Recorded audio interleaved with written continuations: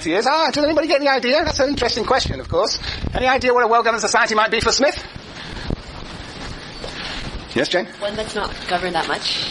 Well, of course, that is the Smithian view. The one that is not governed that much. Is that, we said that much, right? Very much? Yeah, but can you find anything in the text here that would justify that position? That's the position you might find perhaps in the editorials of the Wall Street Journal site. But, I don't know if you can find it in Smith.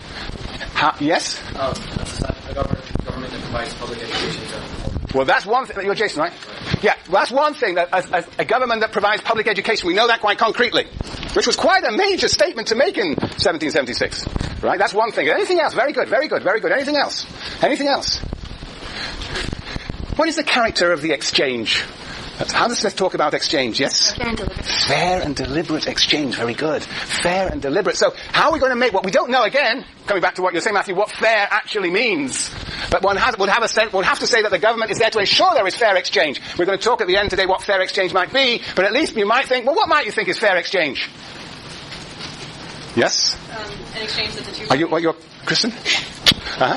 The two parties have agreed beforehand to be an equal exchange, I guess. Well, the criteria would be that the two parties or more have agreed upon some criteria for what would be an even exchange. Yes, but what criteria might, this is very good, but what criteria might one use to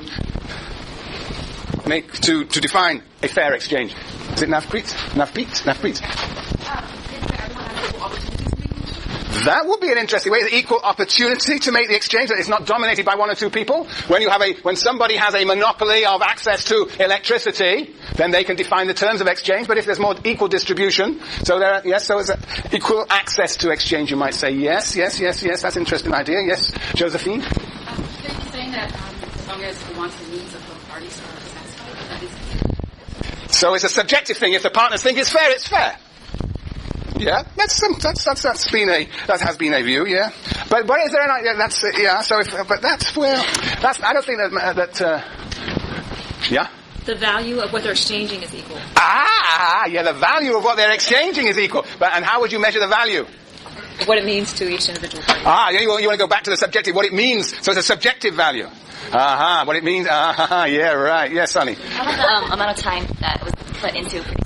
Yes. Well, that, of course, is actually what Smith and Marx and Engels actually had in mind. That the amount of time that goes into the product is what will establish the value. So if I put 10 hours into my 5 bows and arrows, and if somebody else puts 10 hours into the production of 5 kilos of venison, then they are fairly exchanged, the amount of time. But the time of what? Well, of labor, you are saying, right? The amount of time of labor. But then we've got to equalize labor. Some labor is more skilled than others. It gets very complicated. But yes, I think and we'll get into this, don't worry. But I think what is interesting is that this is another way of thinking about a well-governed society. It's a society in which the government guarantees fair exchange.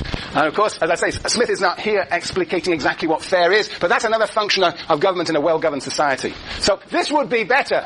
We're getting somewhere about this well-governed society going a little bit further, but basically your point is right, Matthew. Until we've actually pinpointed exactly what a well-governed society is, then this is a almost meaningless statement. It's not meaningless, but it's unfalsifiable. We'll see it's quite meaningful. Because, do you remember, did you read this thing that I gave you to read, that I gave you last time, about CEO pay?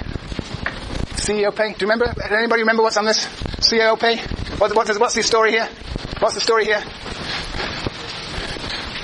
There's a handout from last time. You didn't look at it. Oh my. The rich are getting richer and the poor are getting poorer. The rich are getting richer and the poor are getting poorer. Not quite. But let's be a bit more precise what is here. Now, that's a very general claim. What has actually been said here concretely? Very specifically. There's a picture here. Yes, Jason? The CEOs are getting Yes, CEOs are getting, what did you say? Obscene. That's the value to judgment. Anyway, they're getting a lot more. Actually, it says here, what does the figure says? It says basically in 1980, the ratio of CEO to average worker pay was 42-1. In 1990, it more than doubled to 107 times. CEO average pay or average earnings were 107 times greater than the average worker. In 2000, it goes from 107 in 1990 to 525 times. So that is, CEO pays 525 times the average worker pay. We're of course talking, just the top 500, Fortune 500. What was the is on average 4. This is an amazing statement here. In 2007, the CEO of a Standard & Poor 500 company received on average $14.2 million in total compensation, according to preliminary numbers from the corporate library. Dum-de-da. Yes, that's a lot of money, I guess. Anyway, what's interesting, in 2006 it moved down from the ratio from 525 to 364. But look, the point is that these figures suggest that, there isn't a lot of trickle down, particularly if you take the first 3 decades referred to here. That in fact, universal opulence involves, as Sonny said, polarization rather than the rich get richer and the poor gets poorer. So, then the statement is, well, Smith, what does Smith say then, Matthew? Then it's not well governed. Then we're not a well-governed society, so then we have to scratch our heads and think about what that may mean. So it's not completely an empty statement. Yeah, it's not complete. It gives you a direction of thinking about how to understand changes in the relative remuneration of different strata. It gives you a direction of looking. Okay, very good. Right, so there we are. And of course that's the argument that has been made very frequently. Namely, if you cut the taxes of the rich, then what happens? The rich will then do what? Well, that may be empirically what this graph says, but the argument, usually the Smithian type argument, if you cut the taxes of the rich, you cut estate taxes or corporate taxes, what will happen? Yes, Smithian. Yes, Smithian. Simeon.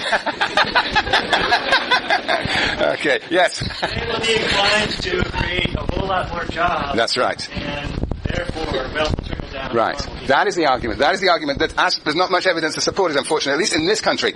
The idea is if you cut taxes, estate taxes or corporate taxes, that the rich will then invest more and therefore expand the economy. There will be economic growth. There will be greater demand for labor. And with greater demand for labor, labor will be able to ask for a higher price of wages. Yeah. That's right. That's right. So that's the argument that we hear all the time. That's the justification for cutting the taxes of the rich, because it will benefit all. It will generate greater universal opulence. Right. Any questions on that? Now we get to a really interesting passage on page 16.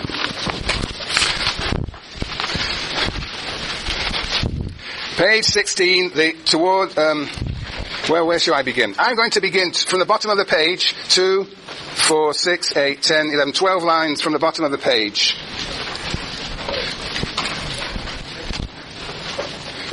12 lines and 3 words in from the right. We. Sienna, where are you here? Sienna, where are you? There you are. Can you read for us? I have my reader, I got 5 fingers. You haven't got your reader, you better read really well then. 12 lines down. 12 lines from the bottom. On page 16, we shall be. We shall be sensible that without the assistance and cooperation of many thousands, the very meanest person in civilized society. No, much too quick. This is much too important, Sienna. You're loud and clear. Alright.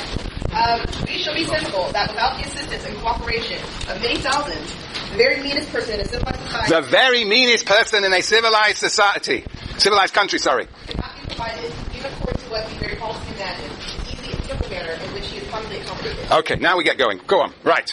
Compared, indeed, with the more extravagant luxury of the great, his accommodation must no doubt... His accommodation. Now, who is the his here?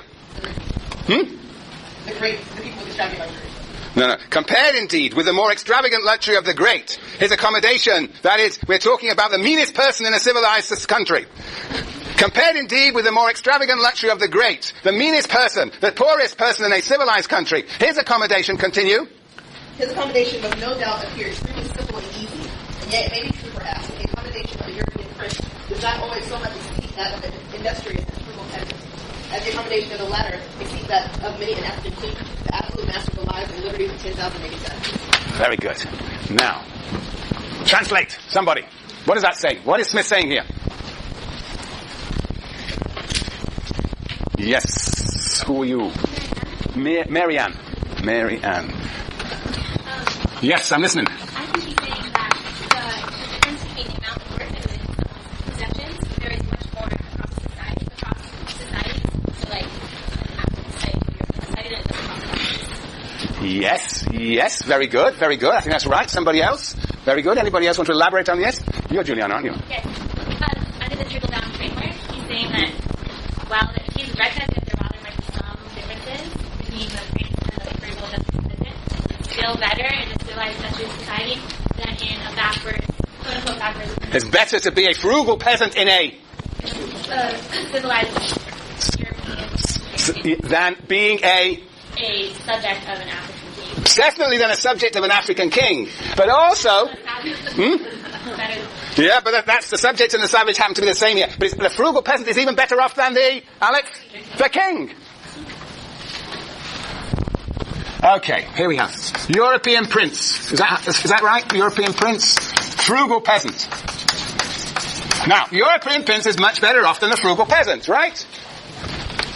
But is the frugal peasant? The frugal peasant is also better off than whom? The African king, who is also better off than the 10,000, or let's just call them the subjects, or the slaves of the African king. What is Smith saying here? He's saying in this society, with a what? What characterizes this society for Smith? Advanced division of labor. Advanced division of labor. And this gap in income, of wealth, of living standards, which we can call X, is, Smith says, what? What's its relationship to Y? X is? Now, think about this. Which is greater than which? Yes. Are you saying that the discrepancy of how much money they're making between the African king and the European prince, it's even shorter for the frugal peasant? So I've got these two. This gap here between the living standard of the frugal peasant and an African king. The peasant lives better than the African king because of the universal opulence, the trickle-down effect as a result of the division of labor. Now, but what Smith is saying something else, I think here. He's saying that this gap here is really huge. I think. Am I inventing this?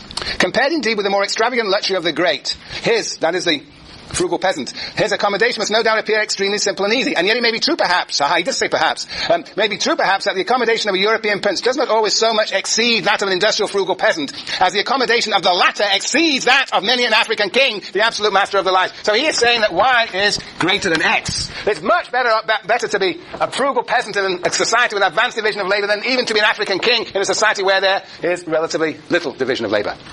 And there's a huge gap here. It's really great. The division of labor is really wonderful because it makes everybody better off. And the inequality in a society here is such that the poorest person is really very much better off than the African king, the most rich person in a society without division of labor. What is he saying here? What is he saying? This is a wonderful what? This is a wonderful justification of what? Well, yes, of colonialism. Sure. We go in and improve the lives of African kings. Very good. Okay. Yeah, it justifies colonialism in the sense that colonialism would introduce a division of labor here. But colonialism may actually reproduce the absence of a division of labor too. So, yes, absolutely. Insofar as colonialism actually introduces in the colony a division of labor, then indeed people will be better off. So it does indeed justify bringing division of labor to all parts of the world. Right. But the point essentially is the division of labor is wonderful. It's a universal opulence. So much so that the poorest in a society with advanced division of labor is much better off than the richest where there is less division of labor. Yeah. Does that make any sense to you? Yeah? Do you believe it? Do you believe it in the world today? I gave you another set of graphs. Did you look at those other set of graphs? I'm wasting all these trees. Do you remember this too? From Amartya Sen's book, Amartya Sen, the great economist, Amartya Sen, Nobel Prize winner, Indian economist. A book, Development of Freedom, this comes from. What did you think? This was scratch paper or something? This was fair and deliberate exchange. I give you something and you give me something back, Conrad. An interpretation. What is being said? What is being said? What is being said on this? I've forgotten your name. Tracy. I never knew it. That's about it for today. Tracy. What do you think, Tracy? What does this graph tell you? You know, you've already started falling asleep in this class. What week are we in?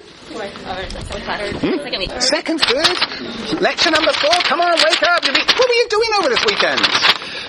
Yes, you were recruiting for your sorority. Right, what does this graph tell us? Come on, what does this graph tell us? Figure 1.1, variations in male survival rights by region. Jessie's restroom. How do you know what she has to do? Very good. What does it say here? Come on, concentrate. Yes. And in this case, if you are a U.S. black male, then it would actually be better with India or China than it would be. Right. Yep. This